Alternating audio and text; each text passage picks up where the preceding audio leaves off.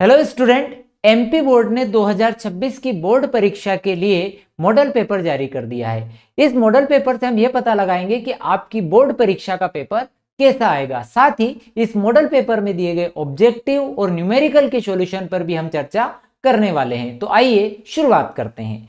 प्यारे विद्यार्थियों, प्रत्येक प्रश्न के लिए दिए गए विकल्पों में से सही उत्तर चुनकर लिखिए।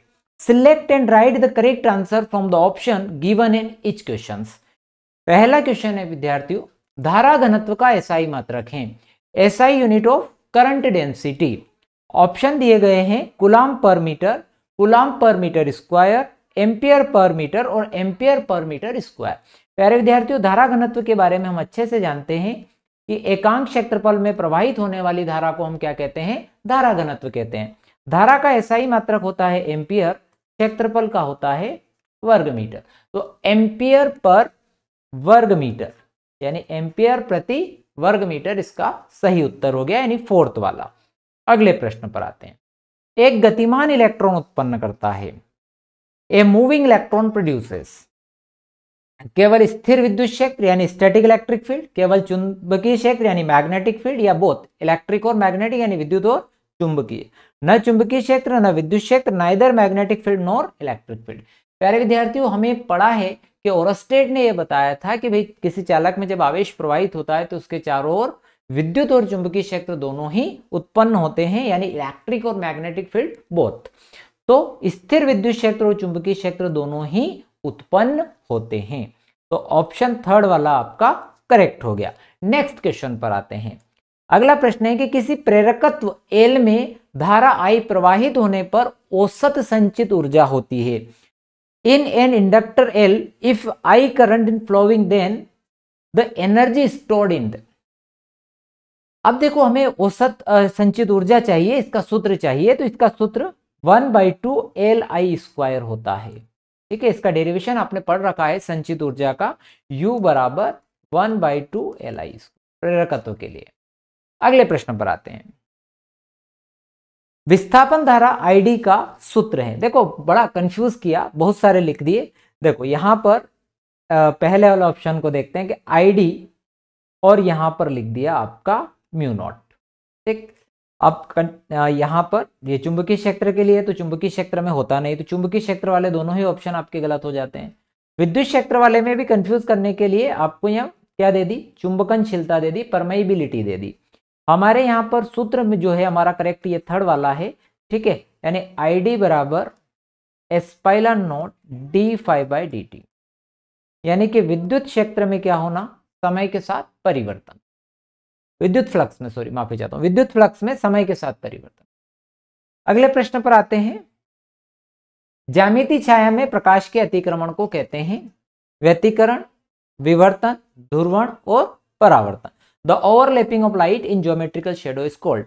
प्यारे विद्यार्थियों, आप ये समझे कि यहां पर मान लो एक आपकी मोमबत्ती रखी हुई है। ठीक है, अब इस मोमबत्ती से प्रकाश इस तरह से चल रहा है। अब यहां अगर मैंने एक जो है अवरोध रख दिया है, ठीक, अब ये अवरोध रख दिया है तो क्या होगा? वास्तव में तो यहाँ क्या हो जाना चाहिए? अंधकार हो जाना चाहिए, पर अंधेरा होता नहीं है। प्रकाश इन किनारों पर मुड़कर इधर आ जाता है। तो प्रकाश क्या कर रहा है? अतिक्रमण कर रहा है। यानी कि ये यहाँ जो है ज्यामितीय छाया वाले भाग में छाया बनती है, तो इस वाले भाग में जो प्रकाश आता है घूमकर, इस घटना को क्या कहते हैं? विवर्तन, यानी कि डिफ्रैक्शन कहा जाता है। अगले प्रश्न पर आते हैं। 1 किलोग्राम पदार्थ के समतुल्य ऊर्जा है the energy equivalent of 1 kilogram of substances. अब देखो, इस प्रश्न का उत्तर देखते से ही बताया जा सकता है, मैं सॉल्व करके भी बताऊंगा, पर देखते से कैसे बताया जा सकता है? देखो, यहां पर 4 ऑप्शन दिए गए हैं। चारों ऑप्शन एक जैसे हैं, 9 × 10⁻16 है, बट इनकी जो इकाइयां हैं, देखो पहले जूल है, फिर कैलोरी है, फिर अर्ग है, फिर इलेक्ट्रॉन। ठीक, अब एक बात सीधी सीधी है, अगर डायरेक्ट लगाना है तो हमें यह पता लगाना है कि भाई एसआई पद्धति में हम ऊर्जा को अगर लिखते हैं तो हम जूल मात्रक लगाते हैं, तो जूल वाला आपका सीधे सीधे करेक्ट हो सकता है। तुक्का लगाने का तरीका ही हो गया। अब हमें E बराबर mc² पता है। द्रव्यमान के लिए आप 1 प्रयोग करेंगे और प्रकाश के वेग के लिए वेग होता है 3 इंटू 10⁸ मीटर पर सेकेंड स्क्वायर, इसका स्क्वायर हो जाएगा तो ये आपका टोटल हो जाएगा 9 इंटू 10⁻16 है ना। और किलोग्राम, सॉरी अपन सीधे जूल लिख देते हैं, एनर्जी की यूनिट जूल। अब देखो सीधे जूल में आ गई एसआई पद्धति में। अब अगर इलेक्ट्रॉन वोल्ट में बदलेंगे तो ये वैल्यू चेंज हो जाएगी, ठीक। तो या फिर अर्ग में भी ये वैल्यू चेंज हो जाएगी, किसी भी यूनिट में कन्वर्ट करेंगे। तो हमारा उत्तर पहले वाला ही हो गया 9 इंटू 10⁻16, ठीक है। ये आपकी बुक में एनसीईआरटी में दिया हुआ है, ऐसा का ऐसा क्वेश्चन वहां से लिया गया है। नेक्स्ट क्वेश्चन पर आते हैं। रिक्त स्थानों की पूर्ति कीजिए। 1 फेरेड बराबर स्टेट फेरेड होता है, 1 फेरेड के इक्वल स्टेट फेरेड हमें पता लगाना है।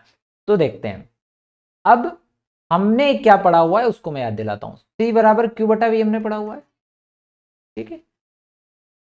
आवेश का मात्रक होता है हमारे पास 1 कूलाम और विभव के लिए हमारे पास होता है वोल्ट। अब 1 कूलाम में कितना होता है तो 3 इंटू 10⁻9 होता है, और 1 स्टेट वोल्ट है ना, स्टेट कूलाम, और 1 वोल्ट में होता है 1/300 स्टेट वोल्ट। अब ये ऊपर जाएगा तो कितना हो जाएगा, 9 हो जाएगा, और ये डबल जीरो उसमें इंक्लूड हो जाएगी तो 9 इंटू 10⁻11 स्टेट कूलाम। दो समांतर धारावाही चालक को में धारा अगर विपरीत दिशा में प्रवाहित हो रही है तो विपरीत में तो प्रतिकर्षण बल लगता है, और समान दिशा में प्रवाहित होती है तो आकर्षण बल लगता है, यानी कि यहां पर रिपल्सिव फोर्स लगेगा, ठीक है।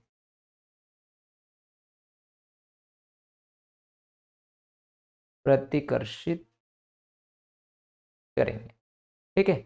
उसके बाद वो डायरेक्ट करंट इंडक्टिव रिएक्टेंसीज यानी दिष्ट धारा के लिए प्रेरण प्रतिघात देखो निकाल के देख लेते हैं भाई। प्रेरण प्रतिघात एक्सएल इज इक्वल टू होता है ओमेगा एल। ओमेगा को हम लिख देते हैं 2πfl। हम जानते हैं कि दिष्ट धारा की आवृत्ति होती है 0, दिष्ट धारा की आवृत्ति होती है 0, तो आप यहां पर 0 रख दें। अगर 0 रख देंगे तो ये पूरा ही क्या हो जाएगा, 0 हो जाएगा। तो भाई 0 इसकी हो गई। For direct current the inductive reactance is 0, total अंडा, ठीक। नेक्स्ट, मीटर में फोकस दूरी के व्युत्क्रम को लेंस की रिक्त स्थान कहते हैं। The reciprocal of focal length of lens in metre is called, भाई ये P is equal to 1/f। P क्या है, पावर ऑफ लेंस, लेंस क्षमता, हिंदी में अंग्रेजी में power of lens, power of lens. प्रकाश स्रोत से असीमित दूरी पर निर्मित तरंगाग्र होता है, और the wave front of originating from a source of at an infinite distance is called a wave front. देखो सिंपल सी बात है, आपको याद रखना है कि जब एक इनफाइनाइट डिस्टेंस पर होता है, जब एक फाइनाइट डिस्टेंस पर अगर होता है, पॉइंट साइज का होता है, तो फिर वो स्फेरिकल बनाता है। अगर इनफाइनाइट पर है तो वो बनाता है समतल, अनंत पर है तो, ठीक, यानी कि प्लेन वेव फ्रंट। उसके बाद इलेक्ट्रॉन का विराम द्रव्यमान होता है the rest mass of electron. Electron का विराम द्रव्यमान, rest mass of electron 9.1 10⁻31 kg, 9.1 10⁻31 kg होता है, ठीक। ये हो गया, ये थे आपके रिक्त स्थान। अगले प्रश्न पर आते हैं, सही जोड़ी बनाइए। विद्युत द्विध्रुव आघूर्ण electric dipole moment. Electric dipole moment का सूत्र है P बराबर Q इंटू 2L, जो कि छठे नंबर पर यहां पर ये दिया हुआ है। तो यहां आएगा P बराबर Q इंटू 2L, पहले वाले का ऑप्शन, यानी कि ऑप्शन नंबर कौन सा है भैया, 6 वाला हो जाएगा। प्रिज्म से पदार्थ का विचलन, अब ऑप्शन जो है आपका ये होता है del m is equal to होता है mu minus 1 into A. De Broglie तरंगदैर्घ्य के लिए द्रव्य तरंग हेतु है ना, de Broglie wavelength of matter wave, तो लेमड़ा इज इक्वल टू होता है h/p। तो ये आपका कौन से वाला हो गया, सेकेंड वाला, ठीक है। इसमें कौन सा था, फोर्थ, ठीक है। उसके बाद हाइड्रोजन परमाणु में इलेक्ट्रॉन की ऊर्जा ये वाली E²/8πε0r, इंग्लिश में हो गया total energy of electron in hydrogen atom. Electron का कोणीय संवेग, एंगुलर मोमेंटम ऑफ इलेक्ट्रॉन, ठीक है। तो कोणीय संवेग हमारा है ये पहले वाला nh/2π, ठीक। और रिडबर्ग कांस्टेंट हमारा ये वाला me⁴/8ε² CH³। ये सिंपल सी, ये सही जोड़ी है, बहुत सरल है। ठीक है, सही जोड़ी तो वैसे मिल जाती है ज्यादातर। अब इससे क्या अंदाजा लग रहा पता आपको कि भाई सही जोड़ी में ज्यादातर क्या पूछा जा सकता है, तो फॉर्मूले पूछे जा सकते हैं। तो आपको पूरी फिजिक्स के फॉर्मूले याद होने चाहिए। अगर आपको फॉर्मूले याद हैं तो बहुत आसानी से आपका काम बन जाएगा। ठीक है बच्चों, आगे बढ़ते हैं। सत्य असत्य पता लगाना है, ट्रू फॉल्स पता लगाना है। उच्च वोल्टेज प्राप्त करने के लिए सेलों को श्रेणी क्रम में जोड़ा जाता है। The cell are joined in series to obtain the high voltage. भाई आपको याद हो कि भाई जब हम सीरीज में सेलों को जोड़ते हैं तो मान लो एक सेल का विद्युत वाहक बल E है, तो n सेलों का हम क्या कर देते हैं, Ne कर देते हैं। तो श्रेणी क्रम में जोड़ते हैं तो वोल्टेज क्या हो जाता है, डेफिनेटली बढ़ जाता है। जब समांतर क्रम में जोड़ते हैं तो सभी सेलों का विद्युत वाहक क्या होता है, एक सा होता है, उसमें कोई परिवर्तन नहीं होता है। इसका मतलब ये बात जो इन्होंने बताई है भाई साहब, ये सत्य है, ट्रू है। लोह चुंबकीय पदार्थ के चुंबकत्व पर ताप का कोई प्रभाव नहीं पड़ता है। The magnetism of ferromagnetic substance is not affected by the change in temperature. अरे भैया क्यों नहीं पड़ता है, पड़ता है। जैसे ही लोह चुंबकीय पदार्थों पर ताप का क्या प्रभाव पड़ता है, तो ताप बढ़ाने पर लोह चुंबकीय पदार्थ क्या हो जाते हैं, अनुचुंबकीय पदार्थ बनने लग जाते हैं। जैसे टेम्परेचर बढ़ाएंगे तो एक टेम्परेचर के बाद वो क्या हो जाएंगे, एक क्रिटिकल टेम्परेचर, क्रांतिक ताप के बाद वो क्या बनने लग जाएंगे, अनुचुंबकीय पदार्थ बन जाएंगे। तो इसका मतलब प्रभाव पड़ रहा है ना इनकी जिंदगी पर। तो ये तो झूठा आदमी है भैया, फॉल्स है ना। ये ट्रू हो गया, ये फॉल्स हो गया। उत्तल दर्पण सदैव छोटा प्रतिबिंब बनाता है, बिल्कुल साइड मिरर के रूप में लगता है ना, हमेशा छोटा प्रतिबिंब बनाता है भाई, सत्य, true. A convex mirror always form the small image. स्थायी नाभिक में प्रति न्यूक्लियन बंधन ऊर्जा 8 मेगा इलेक्ट्रॉन वोल्ट से कम होनी चाहिए। द बाइंडिंग एनर्जी ऑफ पर nuclear of a stable nucleus must be less than 8 mega electron volt ना। 8 मेगा इलेक्ट्रॉन वोल्ट से ज्यादा यानी कि 8.8 के आसपास ये मेगा इलेक्ट्रॉन वोल्ट पर स्टेबल होता है। तो ये भी झूठा है, ठीक, फॉल्स, असत्य। भाई अगला, सिलिकॉन और जर्मेनियम दो नेज अर्धचालक हैं। Silicon germanium both are example of pure semiconductor. हाँ बिल्कुल, ये शुद्ध वाले यही हैं दोनों, एक तो जर्मेनियम है और एक सिलिकॉन है। बिल्कुल सही बात, सत्य बात। चलो ट्रू हो गया। अगले प्रश्न पर आते हैं। एक शब्द या एक वाक्य में उत्तर दीजिए। पराविद्युतांक की उपस्थिति का किसी चालक के विभव पर क्या प्रभाव पड़ता है। What is the effect of presence of dielectric medium और potential of conductor. Potential of conductor हम इस फार्मूले से निकालते हैं मेरे भाई। एक बिंदु आवेश के लिए बात कर लेते हैं, समझने में आसानी होगी। अब जब भी आप इसे मीडियम में रख दिया, मान लो मीडियम में रख दिया, तो यहाँ क्या आ जाएगा, आपका एस्पाइलन आ जाएगा। देखो अब एस्पाइलन के लिए हमें ये पता है, या फिर आप इसमें एस्पाइलन नॉट के लिखेंगे। मैंने क्या बताया था कि पराविद्युतांक है, पराविद्युतांक का मान सदैव 1 से अधिक होता है। तो आपने जब इसे पराविद्युतांक वाले माध्यम में रख दिया तो इसका मान सदैव 1 से अधिक है, तो v की वैल्यू क्या होगी, घट जाएगी, यानी कि कम हो जाता है, कम हो जाता है, यानी कि क्या हो जाएगा भैया, कम, है ना, या फिर डिक्रीज अपन लिख दे, घट जाता है। विद्युत चुंबकीय तरंगों का मूल स्रोत है। Right the main source of electromagnetic wave. Electromagnetic wave का मूल स्रोत क्या है, तो भाई इसका है एक्सेलरेटेड चार्ज पार्टिकल, यानी कि त्वरित आवेश। त्वरित आवेश विद्युत चुंबकीय तरंगों का मूल स्रोत है। विकिरण की ऊर्जा और आवृत्ति में संबंध। Write the relation between energy and frequency of radiation. तो E is equals to h nu होता है मेरे भाई, E is equals to h nu होता है। नेक्स्ट क्वेश्चन पर आते हैं। दवाला हाइड्रोजन परमाणु के आयनन ऊर्जा का इलेक्ट्रॉन वोल्ट में लिखिए। Write the value of ionisation energy of hydrogen atom in electron volt. मेरे भाई तुम्हें याद हो कि भाई किसी भी एटम से इलेक्ट्रॉन को डिटेच करने की, अलग करने की जो प्रोसेस है उसको हम आयनन ऊर्जा कहते हैं। तो भाई हम किसी एक जगह से उसको दूसरी जगह ले जा रहे हैं, यानी कि हम लास्ट जो पहले ऑर्बिट से उसको दूर यानी अनंत तक ले जा रहे हैं, तो ये वाली तो एनर्जी होगी। और फर्स्ट ऑर्बिट की एनर्जी होती है -13.6 इलेक्ट्रॉन वोल्ट, तो माइनस माइनस प्लस हो जाएगा 13.6 इलेक्ट्रॉन वोल्ट। तो आपका जो आंसर है 13.6 इलेक्ट्रॉन वोल्ट होता है। नाभिकीय विखंडन तथा नाभिकीय संलयन में ऊर्जा उत्सर्जित होने का कारण लिखिए। Write the cause of energy release in the fission and fusion. देखो ये अगर टॉपिक अभी आप लोगों के नहीं हुए हैं तो अभी आप इसको देख लें, एक बार लिख लें, फिर जब ये टॉपिक होंगे, हम लोग भी करा ही रहे हैं, क्रैश कोर्स चला रहे हैं, तो उसमें आपका क्लियर हो जाएगा, तो फिर आपको ये सारी चीजें समझ आ जाएगी। तो भैया नाभिकीय विखंडन और नाभिकीय संलयन में ऊर्जा उत्सर्जित होने का कारण, तो ये होता है द्रव्यमान क्षति के कारण। ठीक है, और दो कारण है वैसे, एक तो द्रव्यमान क्षति है यानी कि मास डिफेक्ट, इंग्लिश में मास डिफेक्ट, और दूसरा प्रति न्यूक्लियन बंधन ऊर्जा, तो दूसरा है आपका बाइंडिंग एनर्जी,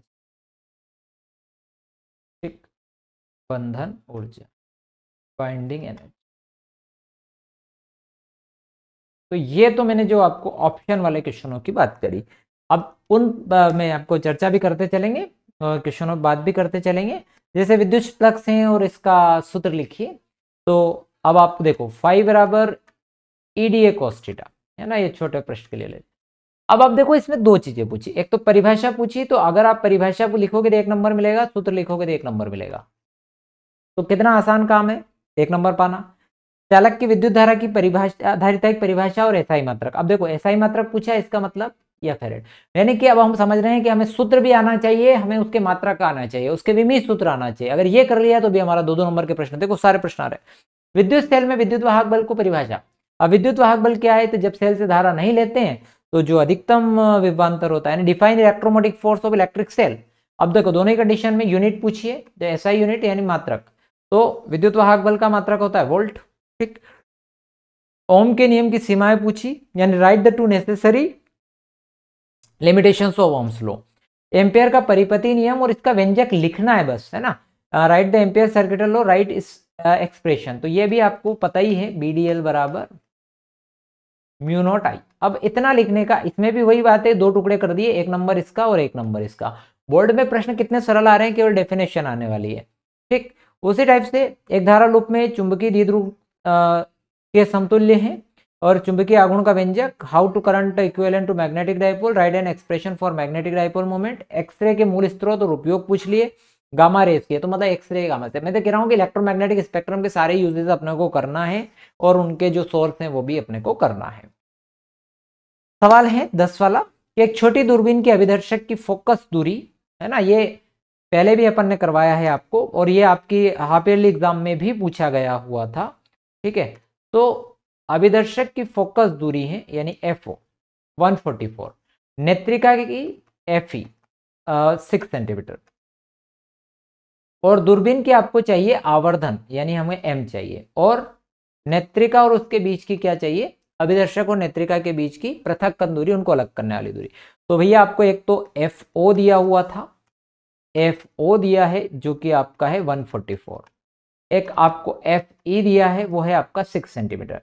तो आपको सबसे पहले आवर्धन चाहिए, तो दूरबीन की आवर्धन क्षमता, ये उस कंडीशन में पढ़ रहे हैं जब प्रतिबिंब जो है कहां पर बने, अनंत पर बने।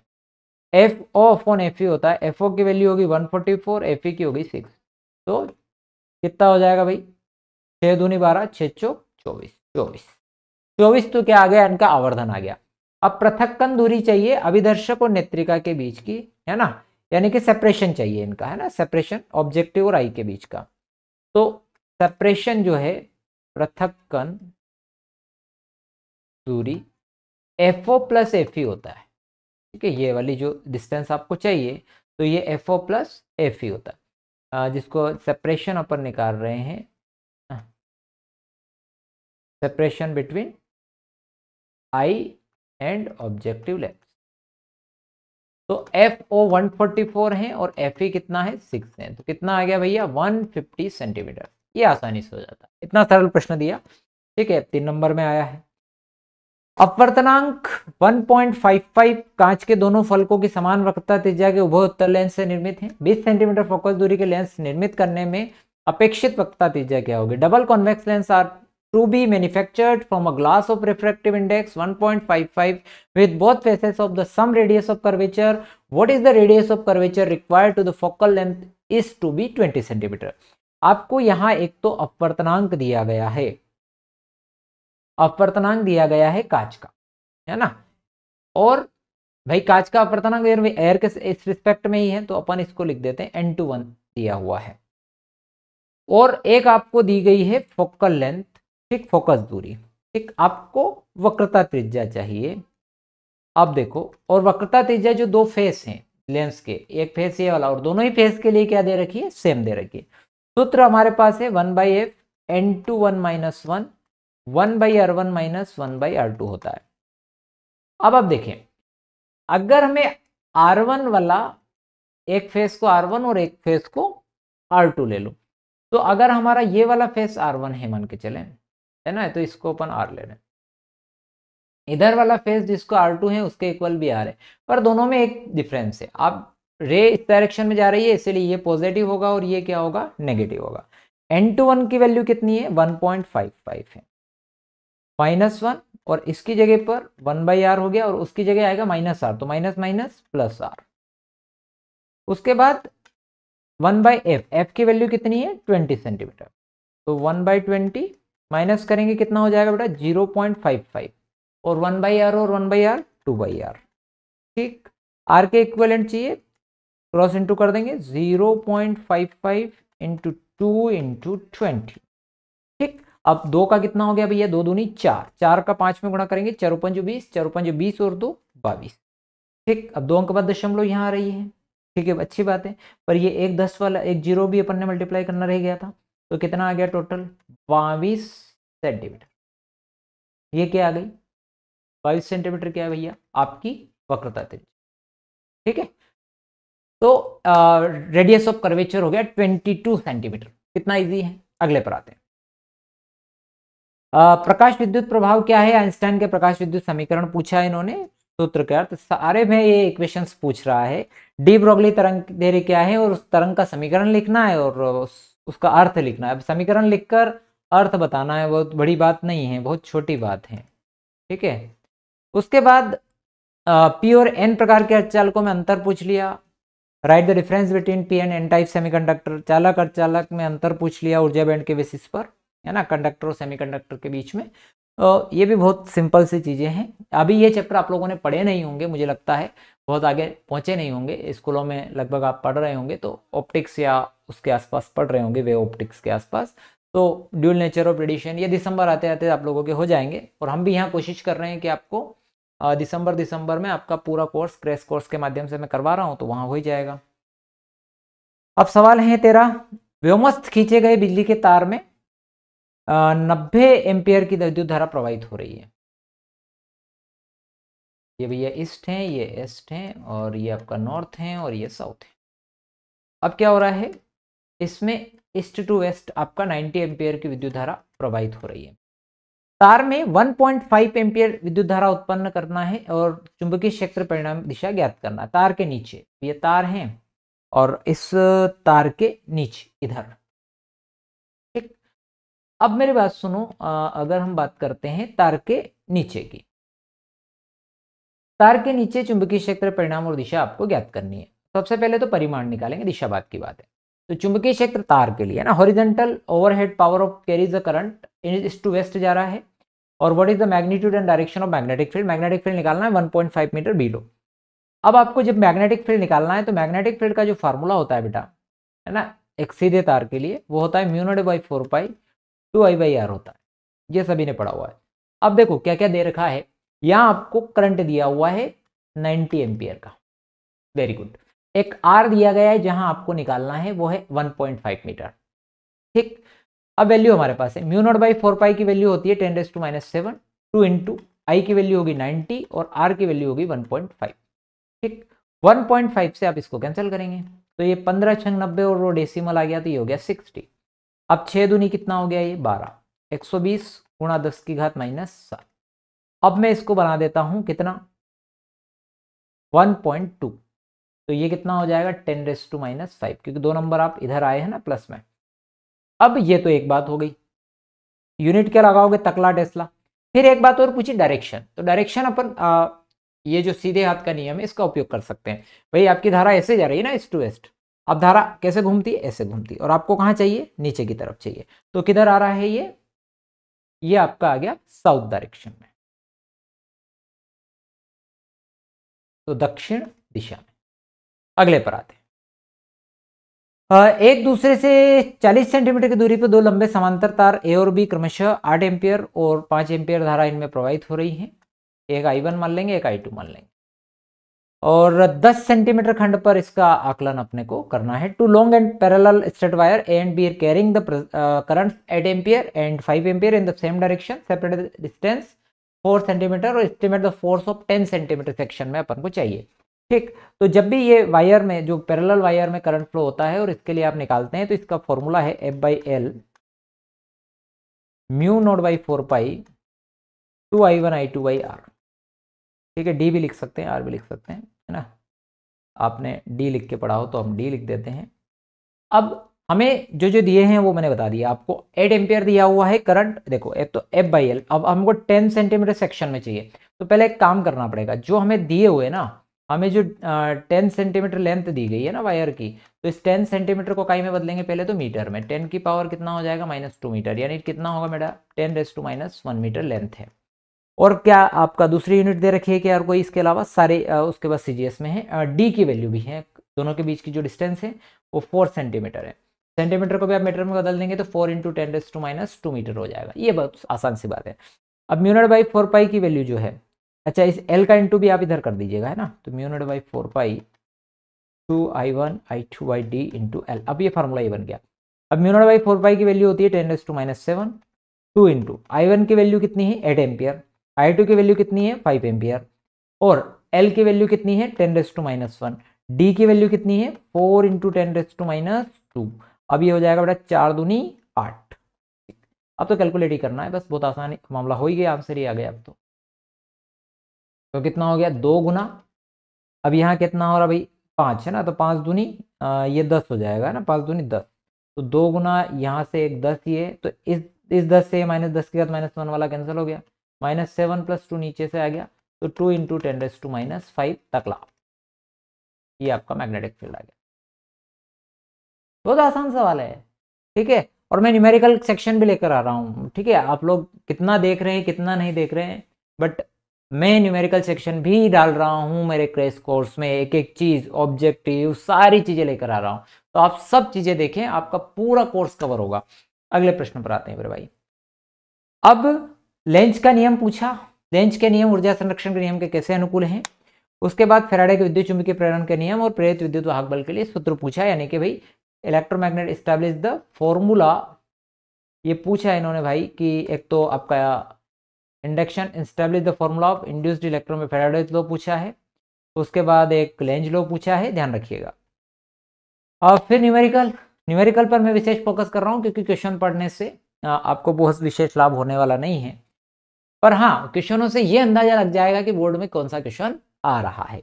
अब प्रश्न है भैया कि 100 पिकोफैरेड धारिता का संधारित्र 100 वोल्ट तक आवेशित किया गया, संधारित्र में संचित आवेश और ऊर्जा ज्ञात कीजिए। Condenser of capacity of 100 picofarad is charge to potential is 100 volt, calculate the charge stored and energy on the condenser. तो भैया हमें यहाँ पर देखो, मैंने इतने 3-4 न्यूमेरिकल करवा दिए आपको, और जिन बच्चों की ये धारणा होती है कि भाई बोर्ड, एमपी बोर्ड में तो न्यूमेरिकल आते नहीं है, तो वो धारणा अपने दिमाग से निकाल दे, न्यूमेरिकल आएंगे, ठीक है आएंगे। तो जो मैं करवा रहा हूँ ये जरूर करें, मेरे आपको ये वाले न्यूमेरिकल भी बता रहा हूँ और जो पहले करवाए वो भी करें। अब देखो धारिता कितनी है मेरे भाई 100 पिकोफैरेड है, पिको को बदलेंगे तो फैरेड में, तो 10 की पावर कितनी हो जाएगी -12 फैरेड, तो 10 की पावर कितनी हो जाएगी ये -10 फैरेड। चलो भाई ठीक हो गया। वी कितना दिया हुआ है 100 वोल्ट, चलो कुछ भी नहीं करना है इसमें, तो ये 100 वोल्ट पिकोफैरेड है, चार्ज पोटेंशियल हो गया 100 वोल्ट पोटेंशियल हो गया। Calculate the stored energy of the condenser, calculate the charge stored और एनर्जी। तो पहले तो चार्ज चाहिए, तो C इज इक्वल टू होता है बेटा Q/V, तो बेटा Q is equal to CV। C की वैल्यू है हमारे पास 10⁻10 और V की वैल्यू है आपके पास 100, ठीक है। अब ये हो जाएगा 10⁻⁸ फैरेड, सॉरी कूलम, आवेश निकाला ना, ये तो आ गया। एक दो क्वेश्चन थे, एक तो हो गया। दूसरा पोर्शन है इसका कि भाई आपको एनर्जी चाहिए। अब देखो एनर्जी के लिए जो फॉर्मूला है U is equal to 1/2 CV² होता है। तो 1/2 C की जगह मैंने लिख दिया 10⁻⁻10। V का स्क्वायर मैं काम करता हूँ 100 को 2 बार लिख देता हूँ, सिंपल सी बातें डायरेक्ट कर देते हैं। अब आप एक काम करें कि यहां से 2 से इसको कैंसिल कर लें, तो ये हो गया आपके पास 50। अब 3 जीरो ये हैं और 3 जीरो इसमें से कम कर दो, 5 इंटू 10⁻⁻ कितनी हो जाएगी 7। ऊर्जा के लिए यूनिट होती है जूल, तो U बराबर 1/2 5 इंटू 10⁻⁷ जूल, और चार्ज कितना आ गया 10⁻⁸ कूलम। 1 सेंटीमीटर त्रिज्या के धातु के खोखले गोले को 10 माइक्रोकूलम आवेश दिया गया। गोले की सतह पर विभव एवं धारिता ज्ञात कीजिए। Charge 10 microcoulomb is given to a metallic hollow sphere of radius 1 centimetre. Find the potential at the surface of sphere and capacitor. प्यारे विद्यार्थियों, आपके पास जो है वो 1 सेंटीमीटर त्रिज्या है, यानी रेडियस आपको दी गई है 1 सेंटीमीटर, यानी कि आपके पास एक चीज दी हुई है वो है 1 सेंटीमीटर। सेंटीमीटर को मीटर में बदल लो मेरे भाई, 10⁻⁻2 मीटर। एक और है आपको 10 माइक्रोकूलम आवेश, Q है आपका 10 माइक्रोकूलम, माइक्रो को बदल देंगे 10 इंटू 10⁻⁶ कूलम, 10⁻⁵ कूलम हो जाएगा। ठीक, उसके बाद find the potential at the surface of sphere and capacitor. अपने को चाहिए पोटेंशियल। हमारे पास दो चीजें, एक देखो स्फीयर है, खोखला गोला है ना, तो इसकी ये जो चार्ज है कितनी है त्रिज्या इसकी 1 सेंटीमीटर, और खोखले गोले पर कितना आवेश है 10 माइक्रोकूलम का। इस गोले पर जो है चार्ज है 10 माइक्रोकूलम का। तो मेरे भाई आपको ये पता होना चाहिए कि जो विभव का मान है वो सब जगह एक समान होता है, और उसके लिए जो फॉर्मूला है वो ये है 1/4πε0 Q/r। सभी को याद होता है, विद्यार्थियों को बहुत अच्छे से पढ़े हुए होते हैं। 1/4πε0 का मान होता है बेटा 9 इंटू 10⁻⁹, Q की वैल्यू 10⁻⁵ अपॉन R की वैल्यू 10⁻²। कैलकुलेट करना है, कुछ भी नहीं है, 10 ये हो जाएगा -5 और इधर से आया +2। ठीक, 9 2 11, 11 में से 5 गए कितना बच गया मेरे भाई, 11 में से 5 गए कितना बच गया 6 5 11, तो 10⁻6 क्या आएगा वोल्ट। फिर दूसरा क्वेश्चन इसमें पूछा कि भाई हमको उसको धारिता भी चाहिए। अब खोखला गोला है, दो प्रकार से निकाल सकते हैं। पहला प्रकार तो हो गया C बराबर Q/V। आप क्या करें, Q का वैल्यू आपके पास है 10⁻⁵ और V की वैल्यू हमारे पास निकाल ली है 9 इंटू 10⁻⁶। इससे आप डिवाइड कर देंगे, आंसर आ जाएगा, लगभग आएगा 1 पॉइंट करके कुछ, और 10 की पावर हो जाएगी आपकी -11, 1.1 10⁻⁻11 एक कहानी है। या फिर आप एक फार्मूला लगा दें, C is equal to 4πε0 R। 4πε0 की वैल्यू होती है 9 इंटू 10⁻⁹, R की वैल्यू हमारे पास है 10 की पावर -। वही कहानी पूरी कोई सॉरी R की वैल्यू है ना, सॉरी हाँ, R की वैल्यू जो है 10⁻⁻2 ये, हाँ ये रेडियस है ना, तो इससे आएगा तो 10 की पावर ये हो गया 1/9 और 10 की पावर -11, हाँ वही आएगा। ठीक है, 1.1 10⁻11 बहुत कंडीशन में आपका सेम आएगा। ठीक है, ये वाला भी हो गया। अब देखो 4 नंबर में कैसे क्वेश्चन आते हैं। पहले 3 वाला पूर्ण आंतरिक परावर्तन यानी टोटल इंटरनल रिफ्लेक्शन, और में जो है refractive index of real and apparent depth वाला पूछा है, गाउस लॉ पूछा है, और रेखीय आवेश वाले के लिए पूछा है, नहीं एप्लीकेशंस पूछी है। At the Gauss law related electric field, use Gauss law find the intensity of electric field due to linear charge density. विद्युत विभव पूछा है, और 1 पॉइंट चार्ज के लिए यानी एक बिंदु आवेश के लिए विद्युत विभव का। देखो 4 नंबर में जो आया सारे प्रश्न जो प्रेडिक्टेड है, बहुत आईएमपी प्रश्नों में शामिल होता है गाउस का नियम, तो ऐसे प्रश्न पूछे जाएंगे गाउस के नियम जैसे। या एक प्रश्न, अभी अब एक चीज और समझे आप कि भाई इस चैप्टर में इस यूनिट में 2 चैप्टर है, तो पहले चैप्टर से एक क्वेश्चन लिया गया और दूसरे चैप्टर से एक क्वेश्चन लिया गया। देखो कितना बढ़िया उसका अनुपातिक बनाया उन्होंने पेपर को। फिर ये देखो इसके अंदर भी यही किया, इस यूनिट के अंदर भी 4th यूनिट में भी एक तो जो आपका 7 चैप्टर से दे दिया और एक आपका 4 चैप्टर से ले लिया। तो वहां से आपको डायनामो यानी जनरेटर ले लिया, जनित्र ले लिया, और इसमें आपको वो कोएक्सियल लॉन्ग सोलेनॉइड यानी लंबी परिनलिका के लिए व्यंजक ले लिया। संयुक्त सूक्ष्मदर्शी लिया, ठीक है, ऑप्टिकल इंस्ट्रूमेंट से यानी कि कंपाउंड माइक्रोस्कोप, और उसके और में देखो आप लेंस फॉर्मूला ले लिया। मतलब बिल्कुल सोच समझ के एक एक प्रश्न ले रहे हैं। और ये तो यूनिट आपको करनी है, देखो 4 नंबर का इसमें से दे दिया उसने, PN junction diode, full wave rectifier, पूर्ण तरंग और अग्र और पश्च अभिनेति। देखो इस मॉडल पेपर से हम ब्लूप्रिंट का अंदाजा लगा सकते हैं कि किस चैप्टर से कितना आएगा। मैं उस पर भी रिसर्च कर वीडियो बनाऊंगा कि भाई किस चैप्टर से कितने अंक का आ सकता है, इस मॉडल पेपर के आधार पर मैं बनाऊंगा। जरूरी नहीं है, क्योंकि बोर्ड ने भी जब ये जारी किया तो उन्होंने ऊपर लिखा है नमूना प्रश्न पत्र है। फिर भी एक अनुमान लगाने की हम पूरी कोशिश करेंगे। प्यारे विद्यार्थियों, यदि वीडियो पसंद आया तो चैनल को सब्सक्राइब करिए और अपने दोस्तों के साथ शेयर करना मत भूलना। Thank you very much. मिलते हैं नेक्स्ट वीडियो में।